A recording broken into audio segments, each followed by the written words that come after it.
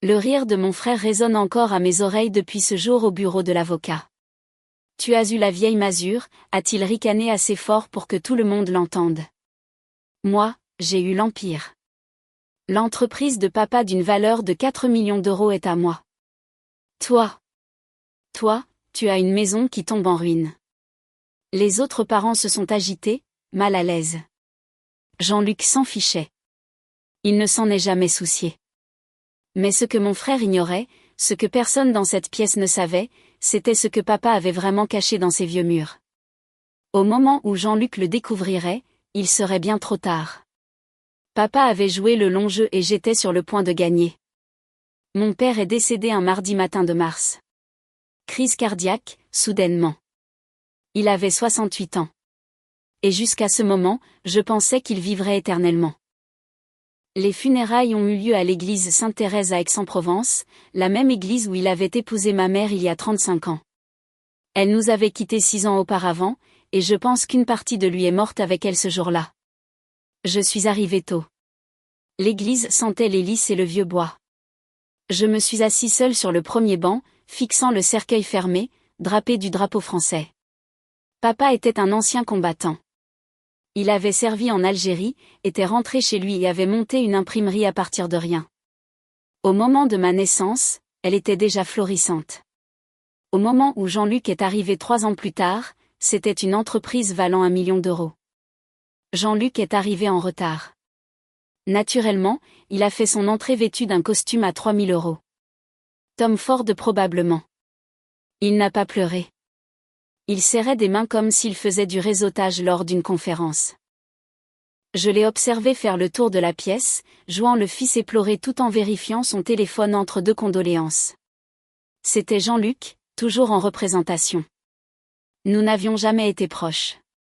En grandissant, j'étais le plus calme, celui qui aimait les livres et réparer les choses de ses mains.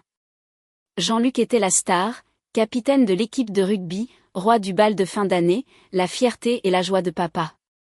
Chaque dimanche soir, papa demandait à Jean-Luc ses chiffres de vente, ses rendez-vous clients, sa prochaine grosse affaire. Puis il se tournait vers moi et disait « Et la maison, elle avance comment ?» Comme si ma vie n'était qu'un projet secondaire. La lecture du testament a eu lieu 3 jours plus tard au bureau de Maître Dupont et associés. Les notaires que papa utilisait depuis des décennies. La table de conférence en acajou était trop grande pour nous 4. Moi, Jean-Luc, Maître Dubois, le notaire, et la comptable de papa, Madame Martin. Maître Dubois s'est éclairci la gorge et a commencé à lire. Le langage était formel, juridique, froid. Puis vint la distribution des biens. À mon fils Jean-Luc, je lègue mon entreprise, Solutions d'impression Martel, y compris tous les actifs, contrats clients et opérations, évalués à environ 4 millions d'euros. Jean-Luc s'est adossé à sa chaise, un sourire narquois aux lèvres. Il s'y attendait. Il le méritait, pensait-il probablement. À mon fils Antoine. Maître Dubois a continué et j'ai retenu mon souffle. Je lègue la maison familiale située au 17 rue des Chênes, Aix-en-Provence. Silence. Puis Jean-Luc a ri. En fait, il a ri à voix haute. La vieille maison. C'est tout. Cet endroit vaut quoi ? 200 000 si tu as de la chance. Il m'a regardé avec un mélange de pitié et de mépris. On sait qui était le vrai fils de papa, hein ? Je n'ai pas répondu. Je suis resté assis, ressentant la piqûre familière d'être en 2e position. Maître Dubois avait l'air mal à l'aise mais n'a rien dit. Madame Martin n'a pas voulu croiser mon regard. J'ai signé les papiers en silence, serré la main du notaire et suis sorti. Derrière moi, j'entendais déjà Jean-Luc au téléphone, racontant à quelqu'un son héritage, son empire, son avenir. J'ai roulé jusqu'à la vieille maison ce soir-là. Je n'avais pas prévu de le faire, mais j'avais besoin d'être quelque part qui semblait encore contenir des morceaux de papa. La maison était située au bout d'une rue calme bordée de chênes que papa avait plantées quand j'avais 5 ans. C'était une modeste maison de 2 étages avec un porche enveloppant, construite en 1952. La peinture s'écaillait. Les volets avaient besoin de réparation.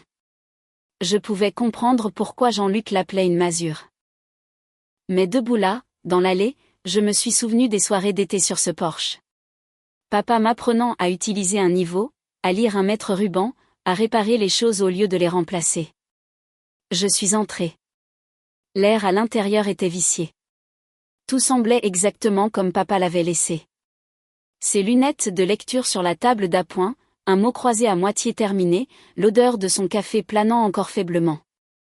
J'ai traversé lentement les pièces, touchant des objets familiers, me souvenant d'une enfance qui semblait à la fois lointaine et immédiate.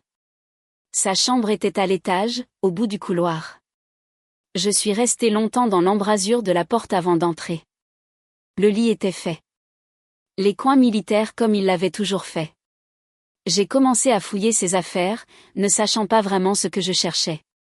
Des vêtements à donner, des papiers à trier, quelque chose pour comprendre pourquoi il m'avait laissé si peu. C'est là que je l'ai trouvé. Je déplaçais sa commode pour passer l'aspirateur derrière quand j'ai entendu le son. Un bruit sourd et creux, différent du bruit sourd et solide des meubles contre le placo. J'ai frappé au mur. Creux. J'ai frappé 60 cm à gauche. Solide. De retour à l'endroit creux. Mon cœur s'est mis à battre la chamade. J'ai examiné les plaintes et j'ai trouvé une section qui semblait légèrement différente. La peinture plus neuve. Je l'ai délogée avec un tournevis de la table de chevet de papa. Derrière, il y avait un petit panneau métallique avec un clavier. Le genre que l'on verrait sur un coffre-fort. Je l'ai fixé pendant une bonne minute, l'esprit en ébullition. Puis j'ai essayé le seul numéro qui avait du sens. L'anniversaire de maman. 072356, le panneau s'est ouvert en un clic. À l'intérieur se trouvait un coffre-fort ignifugé assez petit pour tenir dans la cavité du mur. À l'intérieur du coffre-fort, il y avait 3 choses. Une enveloppe scellée avec mon nom écrit de la main de papa, un dossier rempli de documents et une petite clé en laiton avec une étiquette indiquant Banque nationale de France, coffre 217. Mes mains tremblaient en ouvrant l'enveloppe. La lettre était écrite sur le papier à en-tête personnel de papa, daté de 2 mois avant sa mort. Antoine, commençait-elle. Si tu lis ceci, je suis partie et tu as trouvé ce que je voulais que tu trouves. Je suis désolée pour la confusion lors de la lecture du testament. Je suis désolée si Jean-Luc t'a fait te sentir petit, mais j'ai besoin que tu comprennes quelque chose. Il n'a jamais été question d'argent. Il s'agissait de connaître mes fils. Il a ensuite expliqué qu'il nous avait observés tous les deux toute notre vie. Il avait vu l'ambition de Jean-Luc, son charisme, son talent pour les affaires. Il avait aussi vu son arrogance, son incapacité à écouter les conseils, sa conviction que le succès venait de l'assurance plutôt que de la stratégie. Je donne l'entreprise à Jean-Luc parce qu'il s'y attend, a écrit papa. Et j'ai besoin de savoir s'il peut la gérer sans moi ou s'il se contentait de surfer sur ma réputation. Puis il a écrit sur moi. Tu as toujours été différent, Antoine. Tu n'as jamais eu besoin des projecteurs. Tu as appris en observant. Tu as posé des questions. Tu as réparé les choses au lieu de les jeter. Tu me rappelais moi-même à ton âge, avant que le monde ne me rende plus dur. La lettre expliquait que la maison n'était que la partie visible de mon héritage. Le véritable cadeau se trouvait dans le coffre-fort de la Banque nationale de France en centre-ville. Je t'ai mis de l'argent de côté depuis tes 10 ans, a-t-il écrit. Des actions, des obligations, un fonds fiduciaire. Tout ce que je ne voulais pas que Jean-Luc sache, car s'il l'avait su, il en aurait attendu la moitié. C'est à toi. Tu l'as mérité en étant le fils qui n'a jamais rien demandé. La lettre se terminait simplement, rends-moi fier. Je t'aime, papa. Je me suis assis sur le sol de sa chambre et j'ai pleuré pour la première fois depuis sa mort. Le lendemain matin, je me suis rendu à la Banque nationale de France avec la clé et la documentation du dossier. La directrice de la banque, une femme nommée Madame Chen, m'a conduit au coffre-fort. Le coffre 217 était plus grand que prévu. À l'intérieur se trouvaient des dossiers organisés par année, chacun contenant des certificats d'action, des relevés d'obligations et des relevés de compte. Il y avait aussi des clés USB avec des copies numériques de tout. Madame Chen m'a aidé à tout inventorier dans une salle privée. Quand nous avons eu terminé, elle m'a regardé avec un mélange de respect et a dit « Votre père était un homme très sage. La valeur totale de l'héritage dans ce coffre était de 3,2 millions d'euros. J'ai appelé Maître Dubois depuis le parking de la banque. Saviez-vous cela ? Ai-je demandé. Il y a eu une pause. Votre père m'en a parlé il y a 6 mois, a-t-il admis. Il m'a fait promettre de ne rien dire tant que vous ne l'auriez pas trouvé vous-même. Il a dit que si vous ne le trouviez pas, alors peut-être que Jean-Luc avait raison à votre sujet après tout. Et si je le trouvais, alors je prouverais que j'étais le fils qu'il croyait que j'étais. Je suis restée dans ma voiture pendant 1 heure, assimilant tout. Papa ne m'avait pas oublié. Il me faisait confiance. Jean-Luc m'a appelé 2 semaines après les funérailles. J'étais à la maison, en train de repeindre le porche quand mon téléphone a sonné. Et, petit frère, a-t-il dit, sa voix pleine de cette condescendance familière. Je voulais juste te faire savoir que j'ai conclu ma première affaire en tant que PDG, un contrat de 200 000 € avec un réseau de santé régional. Pas mal pour la première semaine, non? Félicitations, ai-je dit d'un ton neutre. Oui, eh bien, tu sais comment c'est. Certains d'entre nous sont faits pour ça. Et, comment avance ta rénovation? Tu vas la revendre ou tu vas juste vivre dans l'ombre de papa pour toujours? Je n'ai pas mordu à l'hameçon. Je la garde. Il a ri. Tes funérailles, mon pote. Écoute, je dois y aller, dîner avec un client. Tu sais comment c'est. En fait, non, tu ne sais pas. Plus tard, il a raccroché. Je suis retournée peindre. Je ne lui ai pas parlé de l'argent. Je n'ai parlé à personne. Au lieu de cela, j'ai fait ce que papa m'avait appris. J'ai observé. J'ai écouté. Et j'ai appris. J'ai suivi Solutions d'impression Martel sur LinkedIn. J'ai consulté les nouvelles de l'industrie.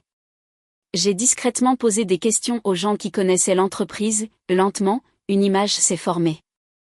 Jean-Luc faisait des erreurs, de grosses erreurs. Au cours de son premier mois, il a licencié 3 employés seniors qui étaient avec papa depuis plus de 15 ans. Il les a qualifiés de poids mort. Ces 3 employés sont partis avec leur relation client chez un concurrent. Au 2e mois, Jean-Luc a investi massivement dans de nouveaux équipements d'impression numérique sans faire d'études de marché. La machine est restée inutilisée parce qu'il avait mal évalué la demande. Au 3e mois, l'entreprise avait perdu 2 de ses 5 plus gros clients. Les appels ont commencé à cette époque. Et Antoine, une petite question sur les anciens contacts de papa. Tu te souviens du gars du réseau hospitalier? Je donnais des réponses vagues, inutiles. Puis le ton des appels a changé. Écoute, j'aurais besoin de quelques conseils sur les machines. Papa n'a jamais vraiment expliqué son système. Je lui disais que je ne connaissais rien à l'entreprise, ce qui était vrai. Papa ne m'avait jamais enseigné ce côté-là. 6 mois plus tard, Jean-Luc a appelé à 11 h du soir. Je pouvais entendre la panique dans sa voix. Antoine, j'ai besoin d'un prêt. Juste à court terme, 50 000 €. L'entreprise est en transition et j'ai besoin de couvrir la masse salariale en attendant que certaines factures soient réglées. Je n'ai pas 50 000 €, Jean-Luc. Allez. Tu pourrais obtenir un prêt sur la maison. Je te rembourserai avec intérêt. Non. Non. Tu es sérieux là? Je suis ton frère. Papa voudrait que tu m'aides. Cela m'a mis en colère. Papa t'a laissé une entreprise de 4 millions d'euros. Il m'a laissé une maison. Si tu ne peux pas faire fonctionner l'entreprise, ce n'est pas mon problème. Tu es un sacré personnage, tu sais ça? Toujours jaloux, toujours amer. C'est pourquoi papa m'a donné le véritable héritage. J'ai raccroché. Les appels ont continué. 1 fois par semaine, puis 2 fois par semaine, puis quotidiennement. Les montants dont il avait besoin continuaient d'augmenter. 75 000, 100 000, 200 000. Chaque fois que sa voix devenait plus désespérée, je disais non. À chaque fois, j'observais de loin Solutions d'impression Martel commencer à s'effondrer, plus d'employés partaient. Les clients ne renouvelaient pas leur contrat. Les forums de discussion de l'industrie commençaient à parler du déclin de l'entreprise. Depuis la mort du vieux, disait un commentaire, l'endroit a décliné rapidement. 9 mois après la mort de papa, Jean-Luc m'a appelé une dernière fois. Il ne demandait plus d'argent. Je perds l'entreprise, a-t-il dit doucement. Je dois déposer le bilan. Les créanciers vont s'en prendre à tout. La maison, les voitures, tout. Je ne sais pas quoi faire. Tu aurais pu demander de l'aide plus tôt, ai-je dit. Tu aurais pu écouter les gens qui en savaient plus que toi. Tu aurais pu être humble. C'est toi qui te vantes? C'est ça? Non, Jean-Luc. C'est moi qui te dis la vérité. Papa ne t'a pas donné cette entreprise parce qu'il pensait que tu réussirais. Il te l'a donnée pour voir ce que tu en ferais. C'était un test et tu as échoué. Silence. Puis. Et toi? Qu'est-ce qu'il t'a donné? Exactement ce dont j'avais besoin. J'ai raccroché pour la dernière fois. 3 semaines plus tard, Solutions d'impression Martel a déclaré faillite. Jean-Luc a tout perdu. L'entreprise a été vendue en pièces détachées. Le produit est allé aux créanciers. Mon frère, l'enfant prodige, n'avait plus rien que des dettes et une leçon très coûteuse. 2 ans se sont écoulés depuis la mort de papa. La maison de la rue des Chênes est entièrement rénovée maintenant. J'ai repeint chaque pièce, réparé le porche, remplacé le toit et restauré les jardins dont maman s'occupait. Elle vaut beaucoup plus que les 200 000 € estimés par Jean-Luc. Mais je ne la vends pas. C'est ma maison. J'ai utilisé une partie de l'héritage de papa judicieusement. J'ai investi dans des fonds indiciels comme il s'était appris à le faire. J'ai remboursé mes dettes. J'ai lancé une petite entreprise de menuiserie, fabriquant des meubles sur mesure pour des clients partout en Provence-Alpes-Côte d'Azur. Ce n'est pas un empire de 4 millions d'euros, mais c'est le mien, c'est durable et j'aime ce travail. Jean-Luc et moi ne nous parlons pas. J'ai entendu dire par un cousin qu'il avait déménagé à Marseille, qu'il avait trouvé un emploi dans la vente chez une autre entreprise et qu'il se reconstruisait lentement. Une partie de moi se sent mal pour lui. Une partie de moi pense qu'il devait tomber. Peut-être qu'un jour nous nous réconcilierons. Peut-être pas. Quoi qu'il en soit, je suis en paix. Le mois dernier, je me suis rendue au cimetière de Sainte-Thérèse où papa et maman sont enterrés côte à côte. J'ai apporté des fleurs, les préférées de maman, des roses blanches.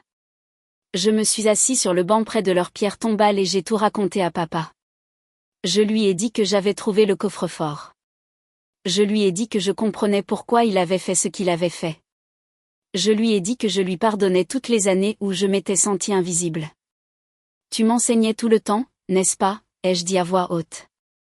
Tu ne m'ignorais pas. Tu me préparais. Le vent bruissait dans les chênes. Quelque part à proximité, un rossignol chantait. Je suis restée là pendant 1 heure, me sentant à nouveau proche de lui. Le véritable cadeau de papa n'était pas l'argent, même si je lui en suis reconnaissant. Son véritable cadeau a été de m'apprendre que la valeur ne se mesure pas à ce que l'on hérite, mais à ce que l'on fait de ce que l'on nous donne. Il m'a appris la patience. Il m'a appris l'humilité. Il m'a appris que la personne la plus bruyante dans une pièce n'est pas toujours la plus sage. Jean-Luc a eu ce qu'il voulait. J'ai eu ce dont j'avais besoin. Et au final, cela a fait toute la différence. Papa connaissait ses fils mieux que nous ne nous connaissions nous-mêmes. Il nous a donné à chacun exactement ce que nous méritions. Non pas en argent, mais en leçons. Et je comprends enfin que le plus grand héritage n'est pas ce que l'on reçoit, c'est ce que l'on devient. Si cette histoire a résonné en vous, j'aimerais connaître vos pensées dans les commentaires ci-dessous. Avez-vous déjà vécu une situation d'héritage familial? Comment cela a-t-il changé vos relations? Partagez votre histoire et n'oubliez pas de vous abonner pour plus de récits de vie réelle sur la famille, la justice et les leçons qui nous façonnent.